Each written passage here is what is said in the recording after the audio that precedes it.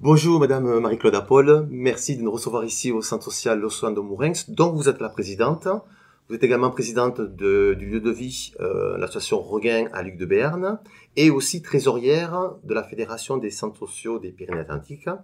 Est-ce que vous pouvez vous présenter, nous dire un petit peu votre parcours et les raisons aussi de votre engagement et de vos engagements associatifs?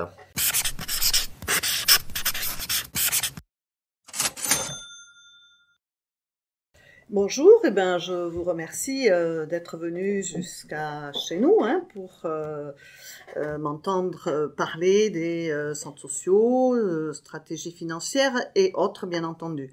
Alors mon parcours, il date de bien avant 1968, puisque je ne suis pas née en 1968, mais dans tous les cas, j'ai vécu l'époque de 1968.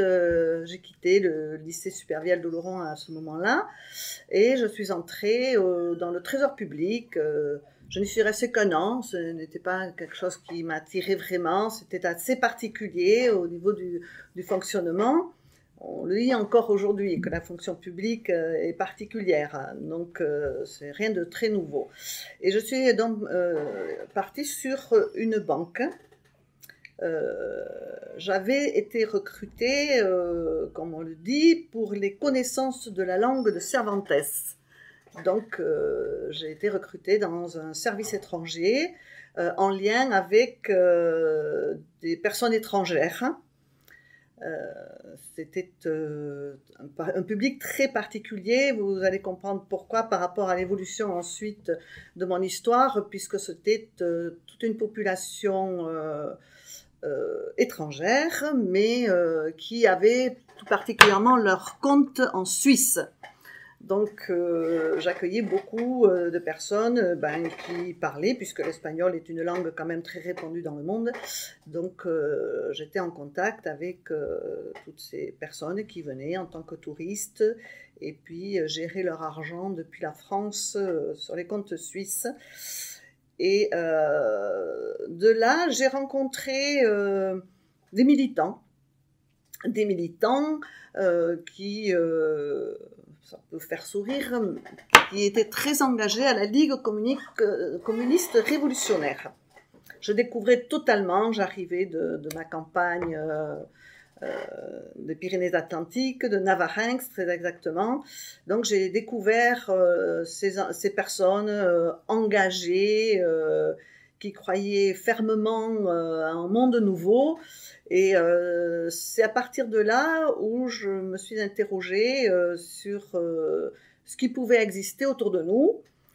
Et comme je l'ai dit, c'était à ce moment-là 68, 69. Et bien entendu, j'ai été happée, en tous les cas très intéressée par les mouvements féministes des années 70.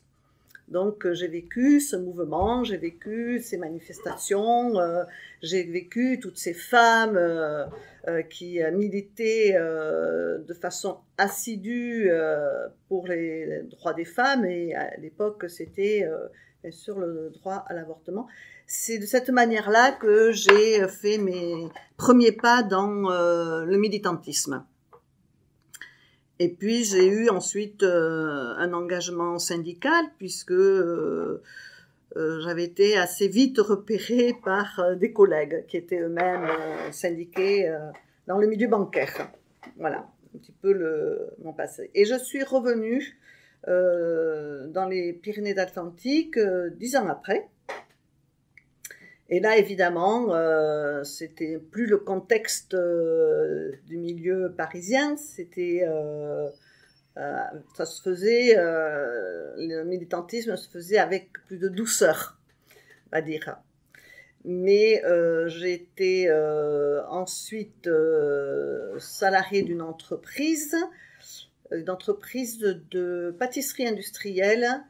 Et je vous avoue que sortant de ce milieu bancaire, que j'appellerais confortable, j'ai été vraiment mise à mal par les conditions de travail des ouvriers, qui à l'époque travaillaient, et ça existe encore, travaillaient à la chaîne, dans des conditions pas simples, Donc, j'ai continué à essayer de comprendre et de sensibiliser ces personnes-là.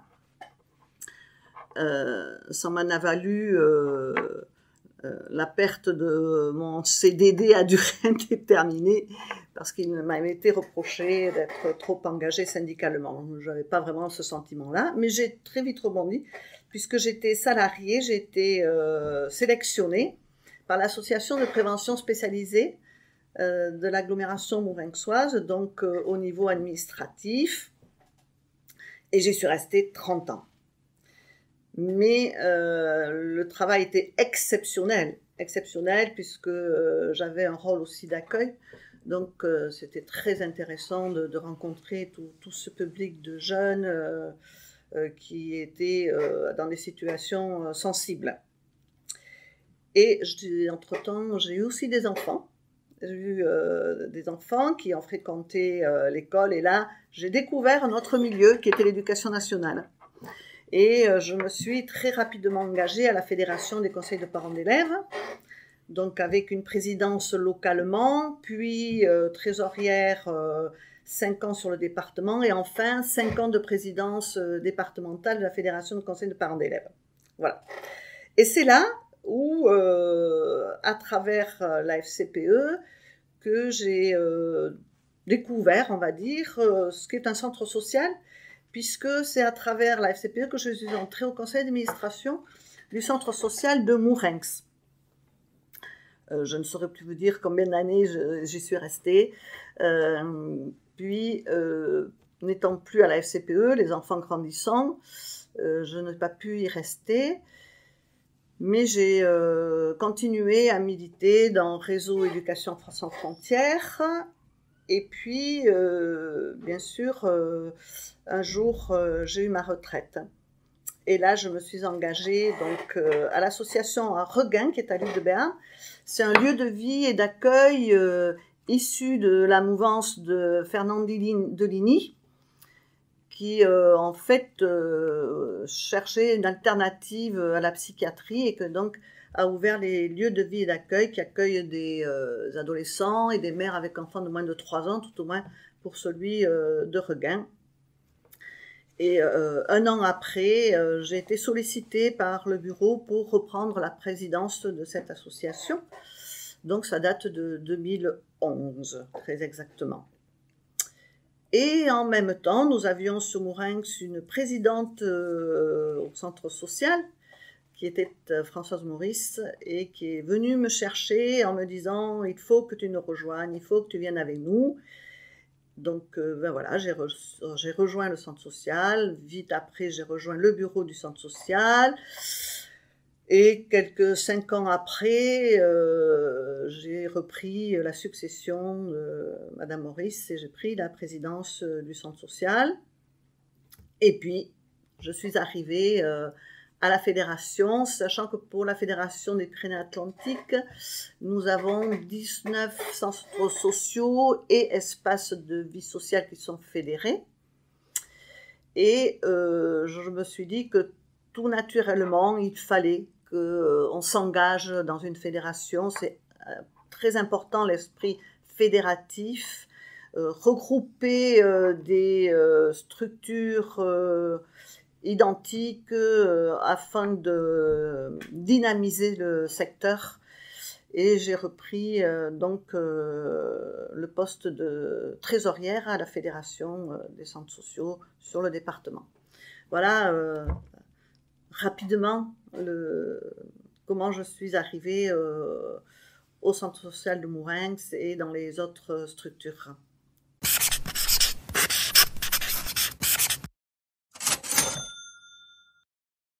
Comment vous saisissez, Madame la Présidente, des questions financières au sein du centre social et comment vous accompagnez la réflexion stratégique avec les administrateurs par rapport au nouveau contexte financier et budgétaire auquel sont confrontées les associations aujourd'hui? Votre question est très intéressante. Il ne faut pas perdre de vue qu'un centre social a bien un statut d'association loi 1901. Donc à partir de là, c'est un conseil d'administration élu bien sûr préalablement par une assemblée générale, mais en tous les cas un conseil d'administration Sur le centre social de Mourenx, il se compose de 28 membres, on va dire 20 membres qui sont membres actifs ou membres associés, et puis des membres financeurs, ce sont essentiellement les financeurs, enfin les 8 suivants.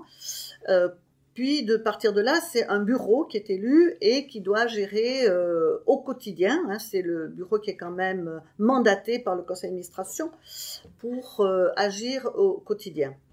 Il y a plus d'une dizaine d'années, nous allons dire, bien plus, dans les années 70, les associations dans les centres sociaux ont commencé à se professionnaliser.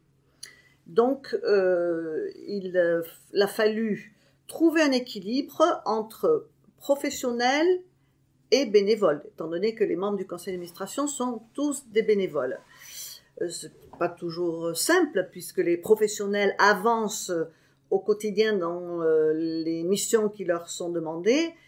Il faut aussi que les bénévoles puissent suivre, soient présents, mais ne deviennent pas non plus des professionnels. Ce sont des habitants avec un regard d'habitants, avec un regard sur le territoire, sur l'évolution du territoire, sur les besoins du territoire.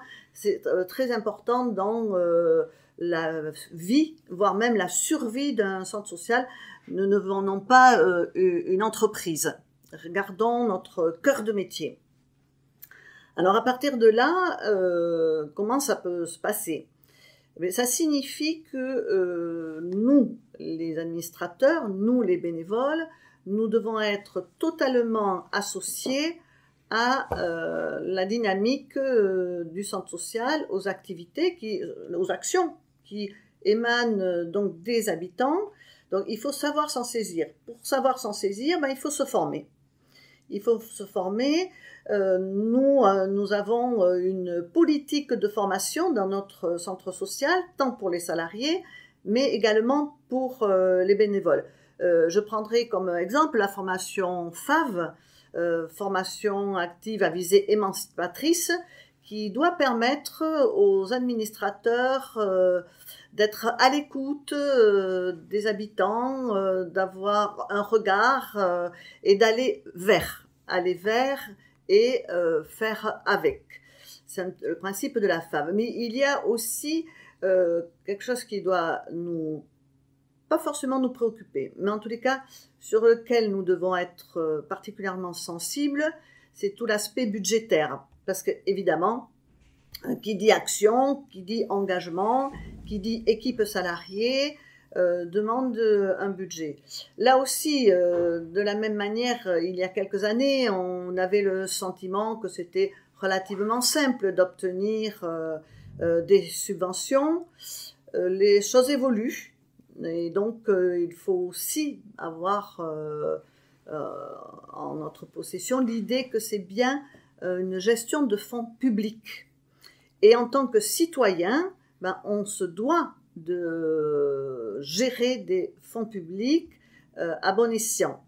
Donc, à partir de là, nous avons aussi anticiper dans la mesure où les subventions ne sont plus... elles existent toujours, mais en fait, il y a plus de difficultés, nous allons dire, à les obtenir.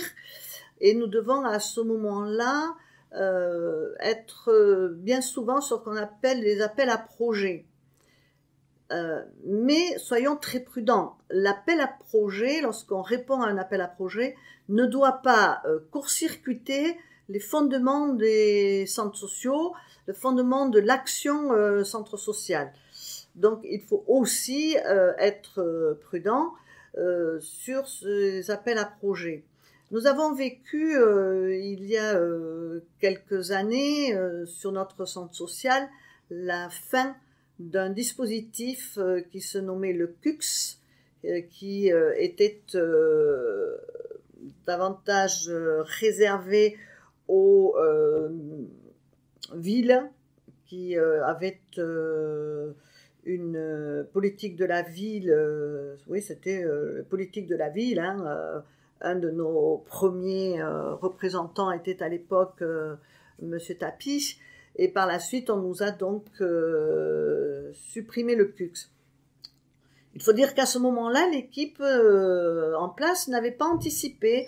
Nous étions dans une démarche de dire, lorsqu'un dispositif s'arrête, un nouveau arrive. Ben non, le PUX n'a pas été remplacé. Donc nous avons perdu une somme considérable, et lorsque le directeur précédent étant parti à la retraite, nous avons recruté un nouveau directeur.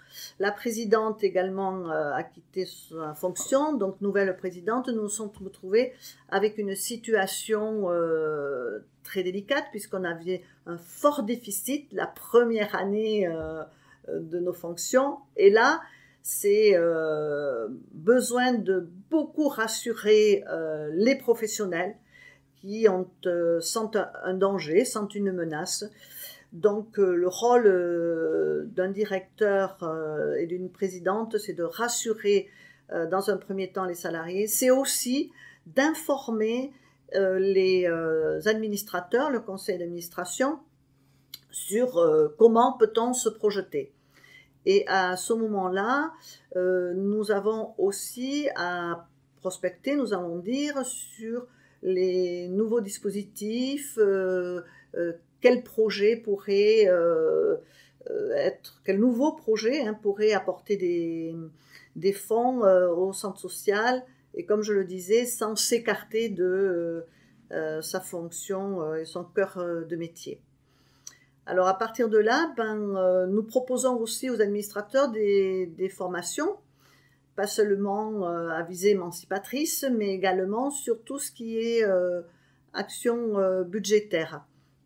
Nous avons réorganisé également. Nous avions à ce moment-là un comité directeur qui, semblait-il, n'était pas très adapté et peut-être prenait la fonction du bureau. Nous avons plutôt organisé un bureau élargi sur lesquels nous étions plutôt, ou nous sommes encore, à mettre à l'ordre du jour un thème. Alors ça peut être, pourquoi pas, un futur projet, mais également sur les valeurs des centres sociaux. Il faut toujours les rappeler, dignité, solidarité, démocratie, respect, des choses qu'il faut quand même régulièrement mettre au goût du jour. Et nous avons créé une commission finance.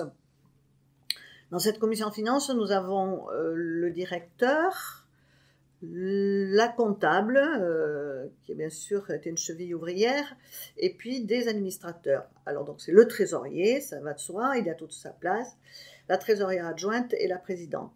Et là nous travaillons, nous examinons nos budgets prévisionnels, nous faisons des points réguliers sur la situation financière, et nous faisons aussi des formations qui nous permettent de nous projeter sur la situation financière, mais également sur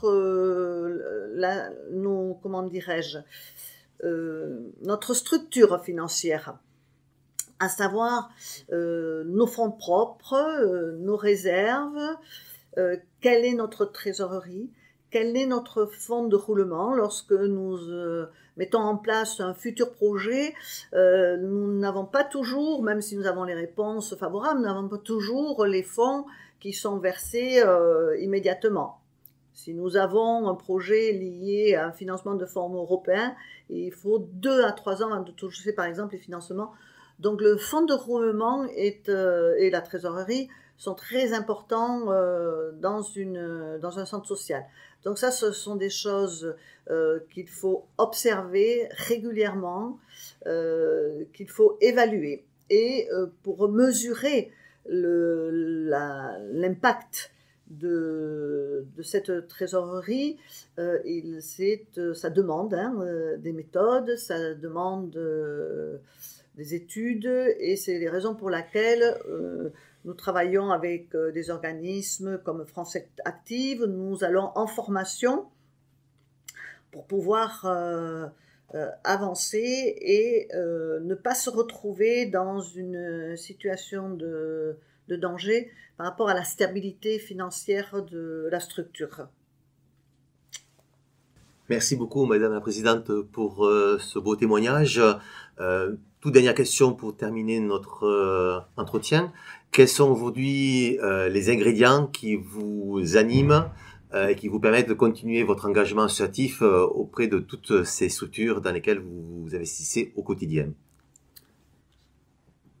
Alors, je pense que j'ai toujours été... Je ne suis pas quelqu'un qui peut rester seul. Je pense que je m'ennuierai très vite. J'ai besoin de rencontres, j'ai besoin de liens, j'ai besoin de rencontrer des personnes très différentes, c'est ce qui m'anime également.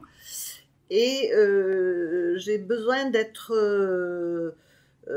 aussi ressourcée par des personnes bienveillantes et pour ce qui est des personnes, alors vous avez bien sûr des personnes beaucoup plus ressources que d'autres, mais je crois qu'il s'agit aussi d'avoir un contact avec des personnes plus fragiles et de leur transmettre une force, leur transmettre un courage et leur dire que rien n'est perdu. Il y a toujours une ouverture au bout du chemin.